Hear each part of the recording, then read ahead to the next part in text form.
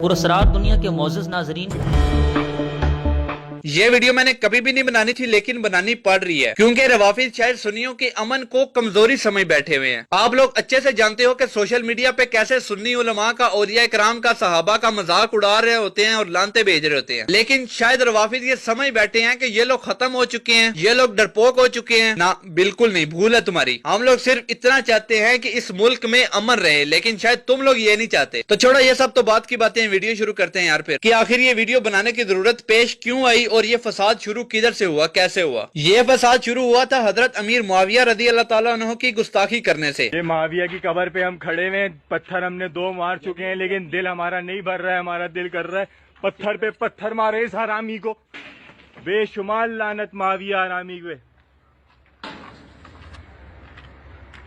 یا علی کہ جب روافض حضرت امیر معاویہ رضی اللہ تعالیٰ عنہ کی کھل کے توہین کر رہے تھے تو تب آصف جلالی صاحب نے سٹینڈ لیا اور ایک صحابی رسول کی عزت پہ پہرا دیتے ہوئے سیمینار منعقد کیا۔ تو اسی دن روافض کو بہت بڑا شوق لگا کہ یہ کیا ہو گیا، ادھر ہم نے اتنی پلاننگ سے سنیوں کے علماء سے ان پہ لانتے کروائی ہیں، تو یہ کدھر سے اٹھ کھڑا ہوا ہے؟ ہم تو یہ پیغام بھجوانا چاہتے تھے کہ ان جیسے کم عقل سنیوں سے کہ امیر معاویہ کو تو سنی بھی نہیں مانتے، تو یہ سنی کدھر سے کھڑا ہو گیا جس نے 14 صدیوں کے تمام اولیاء کرام، داتا علی جویری، غوث اعظم، پیر میر علی شاہ اور بڑے بڑے اکابرین کا عقیدہ سیمینار میں کھول کے رکھ دیا ہے۔ یہ عقیدہ بیان کر دیا ہے کہ 14 صدیوں کے تمام ائمہ کرام صحابی مانتے ہیں ان کو اور ان کی شانیں بیان کرتے ہیں۔ تو اسی دن پلاننگ کر لی انہوں نے کہ اس شخص کے خلاف محاذ کھڑا کرو، یہ جو اشکان اہل بیت ہے اس کو گستاخ اہل بیت بنواؤ تاکہ اس سے عوام ہٹ جائے۔ تو اس لیے انہوں نے جو سب سے پہلے جس ہستی کا استعمال کیا وہ ہے حضرت ابو طالب، کیونکہ 14 صدیوں سے تمام اولیاء کا، صحابہ کا، خود مولا علی کا یہ عقیدہ ہے کہ انہوں نے ایمان قبول نہیں کیا، لیکن عوام اس چیز سے ناواقف ہے، تو کیوں نہ عقیدت کا سہارا لیا جائے۔ تو انہوں نے مجلسوں میں یہ کہنا شروع کر دیا کہ جو ایمان ابو طالب نہ مانے وہ یہ ہے، وہ ہے، اور جو بھی آپ جانتے ہو مطلب اچھے سے کہ طوفان بدتمیزی کرتے ہیں رافضی۔ اور ان کو دیکھتے دیکھتے ہمارے بھی نیم رافضی ملے، نہ تو کوئی بات ہے حسین، نہ ہی کسی نے ایمان ابو طالب کے ٹاپک کو چھیڑا، جو تو ایمان کے قائل ہیں، نہ تو عدم ایمان والوں نے ان کے خلاف کچھ بولا، لیکن خام خام میں صرف روافض کو دیکھتے ہوئے ان نیم رافضیوں نے فتوے جھاڑنے شروع کر دیے۔ پہلے ایک کلپ سنو، اس کے بعد ایک اور سناتا ہوں۔ جو علی کے باپ کو کافر کہے وہ مومن ہے،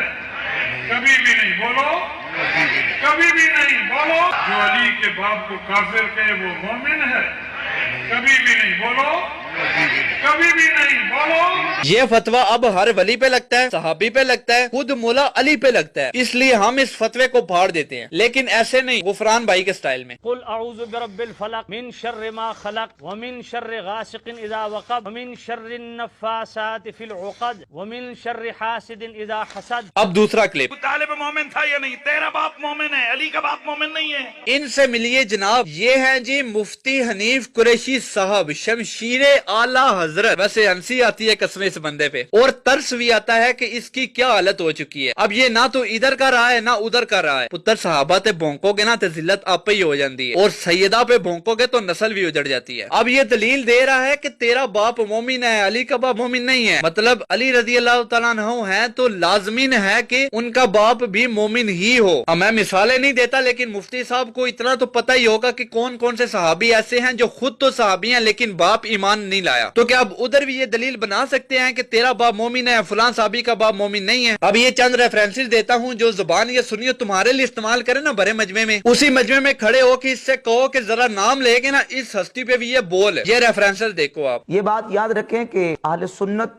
کا جو مزاج ہے وہ یہ ہے کہ ہم کبھی بھی اپنی زبان سے نبی پاک صلی اللہ علیہ وآلہ وسلم کے چچا ابو طالب کے حوالے سے کوئی ایسا گستاخی کا، بے ادبی کا کلمہ یا جملہ نہ تو اپنی زبان سے نکالتے ہیں اور نہ ہی اس کو روا اور جائز سمجھتے ہیں۔ باقی رہی بات اہل سنت و جماعت کے موقف کے حوالے سے، وہ انشاءاللہ میں دلائل کے ساتھ اس کی تفصیلی طور پر وضاحت کروں گا۔ سورۃ القصص آیت نمبر 56، شرح صحیح مسلم کی پہلی جلد صفحہ نمبر 41 پر آپ فرماتے ہیں کہ قد اجمع المفسرون علی انها نزلت فی ابی طالب، فرماتے ہیں کہ یہ اس بات پر مفسرین کا اتفاق اور اجماع ہے کہ یہ آیت نبی پاک علیہ السلام کے چچا ابو طالب کے بارے میں نازل ہوئی۔ امام بخاری رحمۃ اللہ علیہ اپنی صحیح بخاری میں اس روایت کو نقل کرتے ہیں، 4772 نمبر روایت ہے۔ یہی واقعہ جو صحیح بخاری میں موجود ہے، تقریباً اس سے ملتا جلتا واقعہ جو ہے وہ صحیح مسلم کی حدیث نمبر 132 پہ موجود ہے. روایت کا نمبر 510 اور یہ حدیث لے کے ہے سیدنا عباس ابن عبد المطلب. نبی پاک علیہ السلام کے چچا نے حضور علیہ السلام سے پوچھا یا رسول اللہ حضور کیا آپ نے ابو طالب کو کچھ نفع دیا؟ حضور وہ آپ کی وجہ سے آپ کی حمایت بھی کرتے تھے اور آپ کی وجہ سے وہ غضبناک بھی ہوتے تھے. تو نبی پاک علیہ السلام نے فرمایا ہاں. فرمایا کہ وہ ٹخنوں تک آگ میں ہیں اور اگر میں نہ ہوتا تو وہ نچلے ترین درجے میں ہوتے. اب یہ جو لوگ کہنے والے ہیں کہ جب ابو طالب کو مومن نہیں مانتا وہ خود کافر ہے غیر مسلم ہے اس کا اسلام کے ساتھ کوئی تعلق نہیں ہے, یہ بتائیں کہ یہ فتویٰ کہاں تک جاتا ہے؟ اچھا تو خیر جب اتنا زیادہ طوفان بدتمیزی جاری تھا تو مجبوراً آصف جلالی صاحب کو میدان عمل میں آنا پڑا اور عقیدہ اہل سنت بتانا پڑا. اور بس روافظ تو یہی چاہتے تھے کہ یہ کچھ بولے اور ہم ٹرینڈ چلائیں کہ گستاخی ابو طالب, اور وہی ہوا, ٹرینڈ چلا بھی. اور نیم رافضی بھی بجائے یہ بیان دینے کے کہ ہم عدم ایمان والوں کو گستاخ نہیں کہہ سکتے وہ بھی شروع ہو گئے کہ آصف جلالی گستاخ ہے. واہ, آصف جلالی کیسے گستاخ ہو گیا؟ اس نے داتا علی جویری, پیر میر علی, غوث اعظم اور ایسی عظیم ہستیوں کا عقیدہ بیان کیا ہے. ہمت ہے تو ذرا ادھر لگاؤ نا فتویٰ, لیکن نہیں لگائیں گے کیونکہ مقصد یہ ہے کہ اس بندے کو دیوار سے لگاؤ بس. باقی نہ تو عوام نے کتاب کھول کے پڑھنا ہے کہ ہمارے اکابرین کا عقیدہ کیا ہے, نہ ہی تحقیق کرنی ہے کہ بس جو یوٹیوب پہ آ گیا نا بس اسی پہ آنکھ بند کر کے یقین کرنا ہے. تو خیر روافظ جب یہ سب کچھ کر چکے تو اب وہ کوئی بڑا ہتھیار ڈھونڈنے لگے کہ کچھ بڑا ڈھونڈتے ہیں کہ جس سے اب یہ مکمل دیوار کے ساتھ لگ جائے. اور انہوں نے پھر سہارا لیا سیدہ کائنات کا کہ جلالی صاحب نے سیدہ کی گستاخی کر دی. اور حیرانگی کی بات تو یہ ہے کہ آج تک کوئی رافضی بھی یہ ثابت نہیں کر سکا کہ خطائے اجتہادی گستاخی ہوتی ہے. ظاہر ہے یار بھلا ایک ثواب ملنے پہ گستاخی تو ہو ہی نہیں سکتی. یہ بھی عجیب منطق ہے کہ یہ کہا جائے کہ سیدہ نے ایک ثواب کیوں کمایا, جلالی نے یہ کیوں کہا کہ ان کو ایک نیکی ملی ہے. کیا اب ایک نیکی ملنے پہ یہ گستاخی کہو گے کہ ان کو ایک نیکی کیوں دی گئی؟ عجیب بات ہے یار. ویسے خیر اللہ ہدایت دے. تو بس ایک چال ہی چلنی تھی انہوں نے اور وہ انہوں نے چل لی. حالانکہ اس کے برعکس اس بندے کا بیان پرانا ہے جس میں واضح توہین ہے کیونکہ اس نے غلطی کا لفظ استعمال کیا ہے, لیکن اس کے خلاف کچھ نہیں. ظاہر اب جس کے بیانات سے رافضیت پھیل رہی ہو اس کے خلاف بول کے بھی کیا فائدہ ان کو. تو خیر ان پہ ایف آئی آر درج وغیرہ کروا کے جیل بھیجا گیا. لیکن مزے کی بات تو یہ ہوئی کہ ایف آئی آر کاٹی, عدالت گئے یہ ثابت کرنے کہ یہ بندہ گستاخ ہے, لیکن عدالت جا کے حالات الٹے ہو گئے کہ جلالی صاحب نے الٹا عدالت میں یہ ثابت کر دیا کہ یہ لوگ گستاخ ہیں. چاہ صحیح جے کہ نہیں پتر, یہی ہم کہتے ہیں کہ علم کے میدان میں تم 14 صدیوں سے شکست ہی کھاتے آئے ہو. تم رافضی اگر اب تک ہو تو اپنے تقیے یعنی کہ منافقت کی وجہ سے کہ دل میں کچھ اوپر کچھ. آج اگر تم لوگ اپنا تقیہ چھوڑو پھر دیکھنا لانتوں کے میڈل نہ ملے تو پھر کہنا. پر تم ٹینشن نہ لو, اب ہم تمہارے عقائد عوام کے سامنے کھول کھول کے بیان کریں گے. ہاں کہہ رہا ہوں انسانوں مسلمانوں تم پیدا ہوئے ہو علی کی بندگی کے لیے, خدا کی بندگی تمہارے بس میں نہیں ہے.